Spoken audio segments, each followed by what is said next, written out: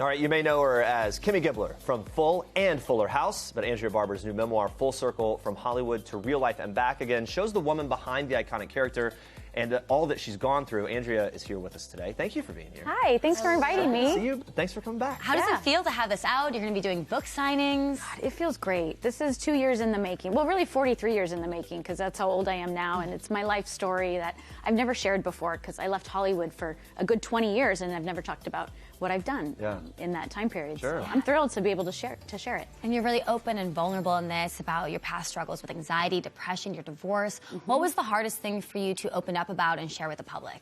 The hardest thing was probably to share about my divorce, because it involves so many other people, and I want to respect their privacy while also sharing my own struggles that I went through. But the anxiety and depression, it actually wasn't hard to write about that at all, because I'm not ashamed of it. It's nothing to be ashamed of. There's no stigma for me, and I want to talk about this with the hopes that other people can connect to that and relate to it and maybe help heal them as well. Well, it's the thing that so many people are going through. Where are you right now with your anxiety and depression?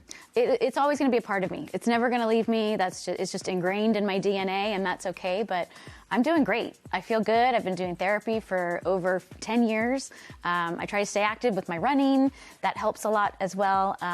And yeah, no, I'm in a really good place. It's so important, to be open about that and to realize that this is something that so many people deal with, and you can thrive while dealing with it as well. We talk to a lot of people that decide to do a book and reveal things about themselves, and that it's often a cathartic experience to some degree.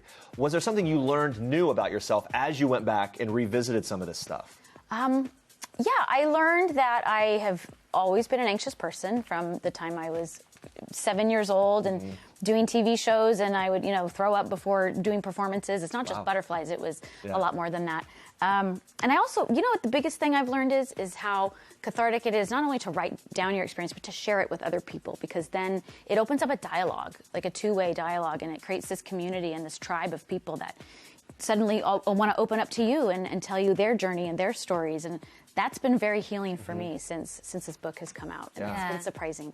And you write about how it was difficult at first, but now you co-parent with your ex-husband and his wife. You have your boyfriend in there as well. Yep. So what you call a not very typical family. Is it ever surreal to you that it kind of mirrors what we see on Full House and Fuller House? Oh, yeah. I've never thought of it that way.